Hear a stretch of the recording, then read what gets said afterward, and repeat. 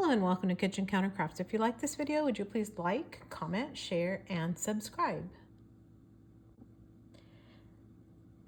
I recently got the Waterman Expert 1, which is a vintage-ish pen. I can't believe that a pen from the 1990s is vintage. I don't know, maybe it's just me.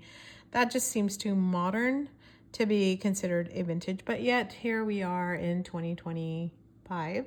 Yes, that's correct. So I guess 35 years doesn't seem that long ago, but it is. Okay, enough about nostalgia. But I got this pen. I wanted to make sure that I did a comparison video with the Waterman Hemisphere, which is a more modern pen. So both, by the way, just as a caveat, you can actually still purchase the Expert brand new. It just looks a little bit different than the Expert one that I have. And if you want to know what those differences are, please check out my video on the Waterman Expert review. So you should be able to check that out on my channel. I also have links on where to purchase the Waterman Expert and also the Hemisphere. And so the links are there in the description part of the video right below. So without much further ado, let's go ahead and get into the comparison of these two beautiful, beautiful pens. And so the first thing, I don't know if you can see, is that they look similar in the body. So they both have a cigar shape, and this one definitely is thicker than the green Expert. I don't know if you can tell the green shading or the coloring on that. And this dark light, you can't really tell. Maybe you can see when I take the picture. So on the thumbnail, it should show up. But both of them have these really very interesting end cap finials. So they are both slanted. But what's interesting is that on the modern one, there is nothing. There, you can just see the glare off the lights. But on the Expert, you see the Waterman W kind of monogram, if you will. And so they both have the amazing looking Waterman clip, which has stayed fairly consistent through the years. So it's kind of nice to see that. So the clip has, it's skinny and then goes out and then in again. Some people say it looks like a tie, men's tie, and it kind of does now that I think about it. But it has that big gap in there as well as the W at the top of the clip. And then the Hemisphere has this very thin band here that has Waterman and Paris on the back, and then it has really not much there. So this one is chrome and dark green, whereas this one is like a gold-plated gold. I believe the clip is 23 karat gold plated, but I could be wrong on that. Please correct me if I am. And so it has the gold bands, the double band there with the Waterman Paris and then W, and it also says made in France on top of this one.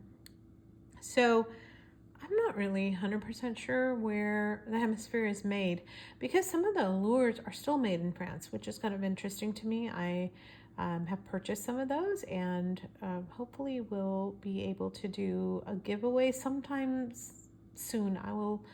It's always on the back of my mind to do that. So because I've been enjoying my Waterman pens, I really want to do something along those lines. So just stay tuned for that. And if you will, subscribe to my channel, not as a bribe, but just to kind of hang out with me and just enjoy some of these Waterman pens that I've been kind of digging up and utilizing and really loving. So both, again, have that very kind of interesting slant at the top, similar in the way they look, yet this is a metal pen with lacquer on top. This is a fully plastic pen with lacquer on top. So different in the way that they seem. This one is actually bigger, so the Expert one is larger in girth and also is larger in the length. So let's go ahead and measure, shall we? All right, So hopefully you can see. No, you cannot. There we go. No, you can't. Okay. So this one's at 5.6. Oh, you know, I just realized in my other video, I only did it capped. I didn't even do it uncapped.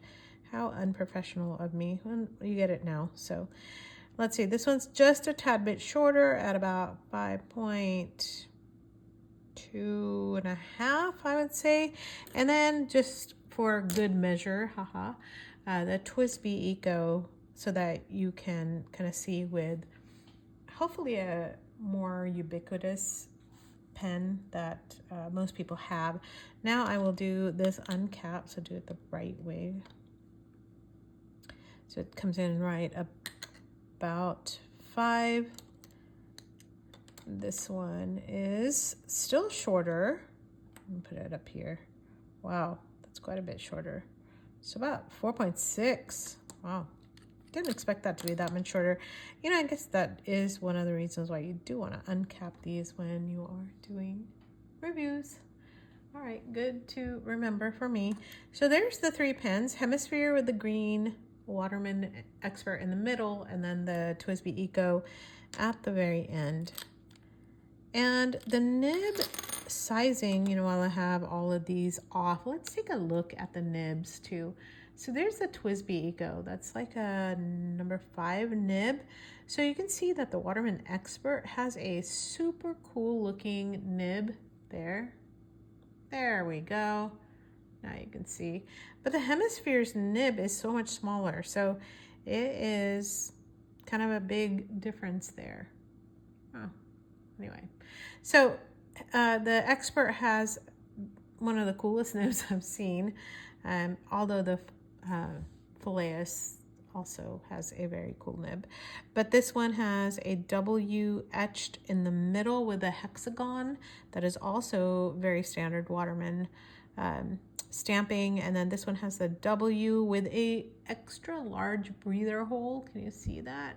It's really neat. And then the TWSBI nib just there for comparison. Put that one away. Done with that. And then now let's go ahead and take a look at writing samples. So I do have my expert writing that I did in the previous video. And if you take a look at that, I just want to, again, I'll just do, actually I'm going to do it side by side. So we'll do that.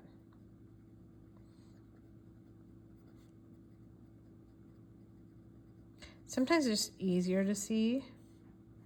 And so I'm going to just do, this is a wet writer. So there's that. And this is a medium. So this Expert was actually made in France. Both, by the way, have snap caps. And excuse me. So you are getting a European medium, which is more like a broad. So now we have the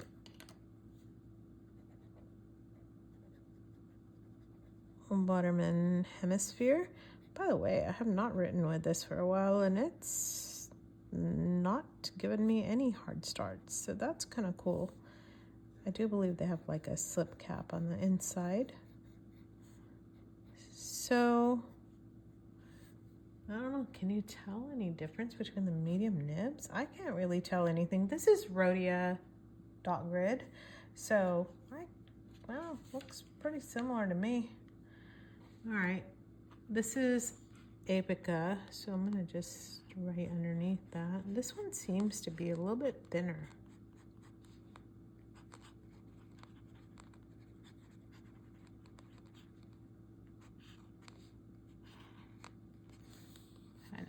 Getting some of my scribbles. So one thing I do want to note, though, I should put it here.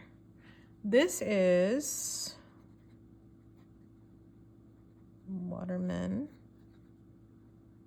Serenity Blue. So it is not apples to apples, but it is Waterman to Waterman. Does that count? This is